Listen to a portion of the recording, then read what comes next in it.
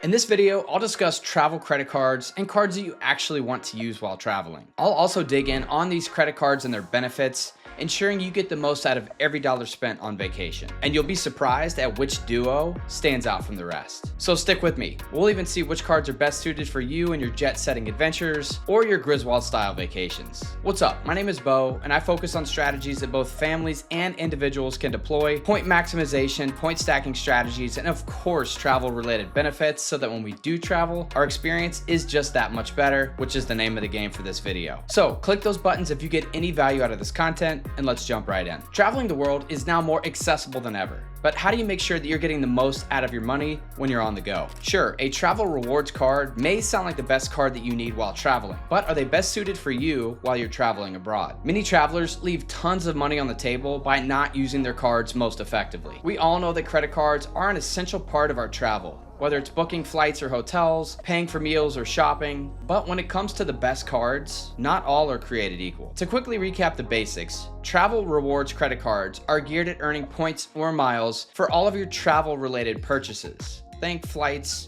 hotels, car rentals, things like that. And popular examples of travel credit cards are the Chase Sapphire Preferred or Reserve, the American Express Platinum, or the Capital One Venture X, to name a few. But oftentimes, these travel cards earn poorly in the categories that you actually spend on, or they don't offer the luxury perks and status when you actually need it. Also, some of the cards in your setup today that earn well in the US may carry a foreign transaction fee abroad, or they don't earn well in those specific categories when used abroad. So let's look at some specific examples. We've all heard of the American Express Platinum, but is it a card that we would actually spend on when traveling abroad? Well, possibly, for a few reasons. But the main hook with this card is the airport lounge access that it grants us both in the US and internationally. With the airport lounge access, the primary draw here is the American Express Centurion lounges, which there's 15 of them today in the US and in locations internationally like Sao Paulo, Hong Kong, Sydney, or London, just to name a few. Keep in mind, with the American Express Platinum and Centurion lounge access, this is only for the primary card holder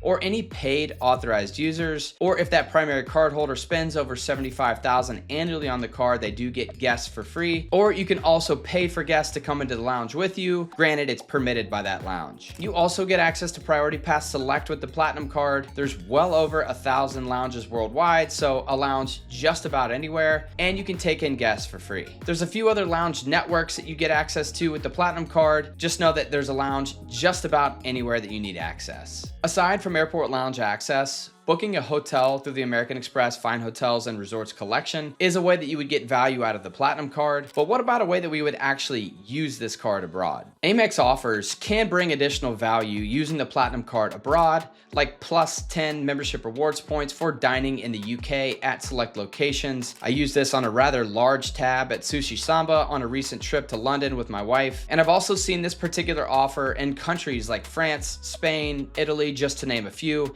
at quite a few different locations. And you can use the American Express Platinum card for rental car coverage. And there's two options here. First, this card comes with secondary coverage if you book a rental and you pay for that rental with your Platinum card. The second option here is you can enroll in the app or on the website for primary rental car coverage. There is a fee for it, but my recent fee using this was $14 and it covered up to 42 days internationally, much cheaper than the cost would be if you paid for that with the rental car company. And this was primary coverage. You do need to opt into it, but then you can file a claim with Amex directly versus having your personal coverage kick in first. The Chase Sapphire Reserve and the Capital One Venture X are also really good picks here, good anchor travel cards to use abroad. They both come with similar hotel collections, the Edit Hotel Collection from Chase, exclusive to the Sapphire Reserve, or the Premier or Lifestyle Collection with the Capital One Venture X. Also, both of these cards come jam-packed with nice insurances and protections, including primary CDW, so you don't have to pay any additional to get primary rental car coverage. Now with the Sapphire Reserve, you're gonna earn 3x on dining, 3x on everything travel related, whereas with the Venture X, it's 2x on everything, which could bring some added simplicity for a card that you're looking to use abroad. As for a daily driver, food, beverage, and transit card, there's a number of options that earn between 2 and 3x. I'd mentioned the Sapphire Reserve, which fits nicely in this category, also the Venture X that earns 2x everywhere. Or if you you're a fan of the Chase points, the lower annual fee Chase Sapphire Preferred earns 2x on everything transit related and also gets 3x on dining. Another good food option here, the Capital One Savor Rewards card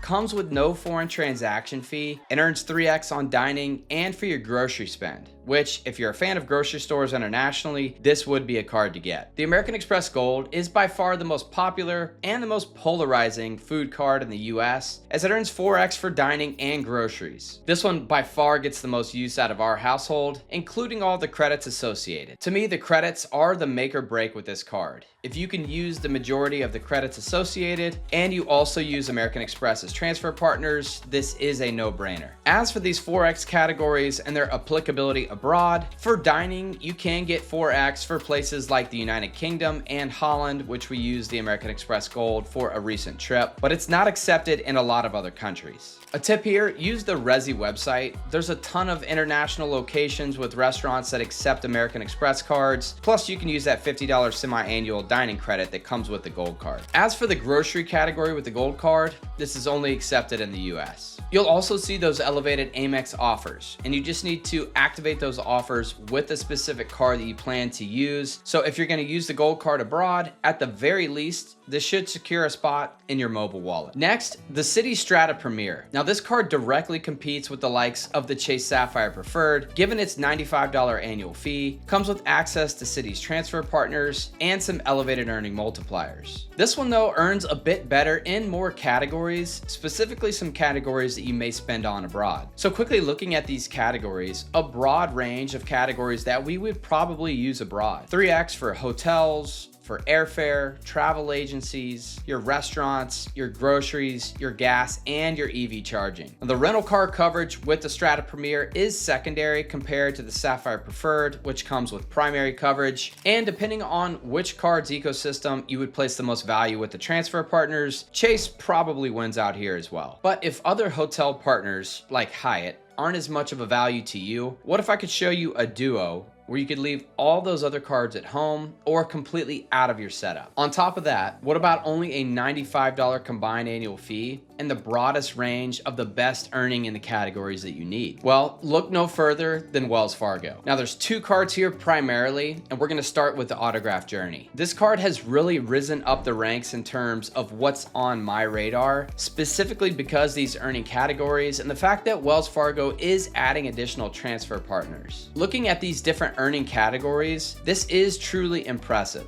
5x booking directly with hotels, 4x booking directly with airlines, 3x booking directly with rental cars, on dining, with travel agencies, and with cruise lines. No airport lounge access, which is the same as the Sapphire Preferred or the Citi Strata Premier, but definitely the best earning potential with no foreign transaction fee and access to the Visa Signature Hotel Collection. Also, pair this card with the Wells Fargo Autograph card to earn 3x on gas, EV charging, and all transit. These two cards are a dynamic duo for everything other than your grocery category, which personally I don't use grocery stores abroad anyway, so that has little value to me. So looking at the best possible setup here, you need to determine, where do you place the most value? Is it the airport lounge access? Is it the hotel collections? Is it the earning multipliers? Personally, I would have a card for the airport lounge access like the American Express Platinum, but in terms of the cards that you would actually use abroad, you need to look at which categories you spend the most in and determine which card or cards fit the best. Hopefully I've shown you how one or multiple of these cards can elevate your next trip